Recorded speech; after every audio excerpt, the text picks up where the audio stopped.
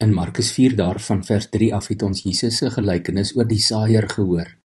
Hierdie is een van Jesus se belangrikste gelykenisse. En daarmee bedoel ek nie dat die ander gelykenisse nie belangrik is nie, maar hoekom ek so sê, is omdat ons in vers 13 lees dat Jesus graag wil hê sy disippels moet hierdie gelykenis goed verstaan, sodat hulle ook sy ander gelykenisse kan verstaan. En daarom verklaar hy vir hulle hierdie gelykenis. Die saad, wat heel waarskynlik koring was, is in daardie tyd met die hand gesaai. Boere het groot skouersakke gedra en dan hande vol saad oor die land gestrooi. Dit beteken dat die gesaaides nie in netjiese rye opgekom het nie. Koring is gesaai, nie soos mielies wat in rye geplant word nie. En daar het altyd van die saad langs die pad of in die voetpaaie tussen die lande of selfs tussen die klippe geval, hoe versigtig die boer ook al gewerk het. Die wind het ook soms van die saad weggewaai, maar die boere het genoeg gesaai om 'n goeie oes te verseker. Nou moet ons net kyk, wie is hierdie saaiër?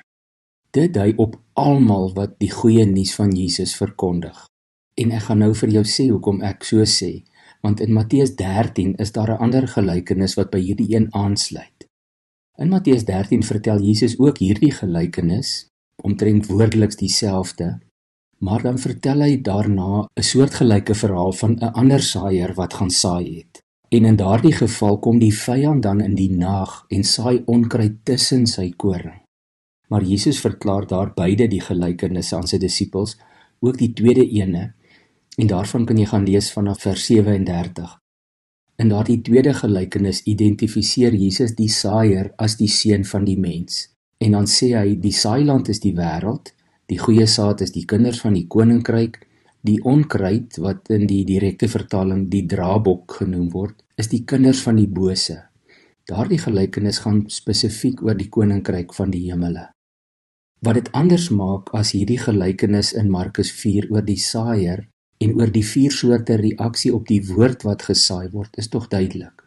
Die tweede gelykenis in Markus 13 gaan juis oor Jesus wat die goeie nuus in die wêreld ingebring het, maar dan werk die vyand teen hom en hy saai onkruid, draabok, wat amper net soos koring lyk, maar wat giftig is.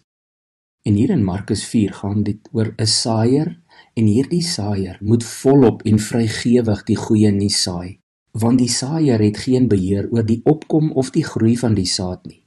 Maar dank die Here, daar is saad wat op die goeie grond val, en wat wel groei en vrug lewer, 30 en 60 en selfs 100voudig.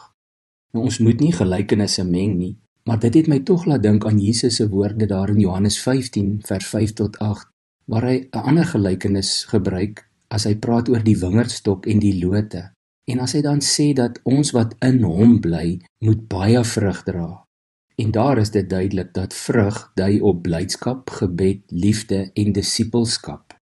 En dit is hoekom ek oortuig is, Markus 4 se saaiër is iemand in daardie 4de kategorie waarvan Jesus sê, die saad wat op die goeie grond gesaai is daardie mense wat die woord hoor, dit aanneem en vrug dra.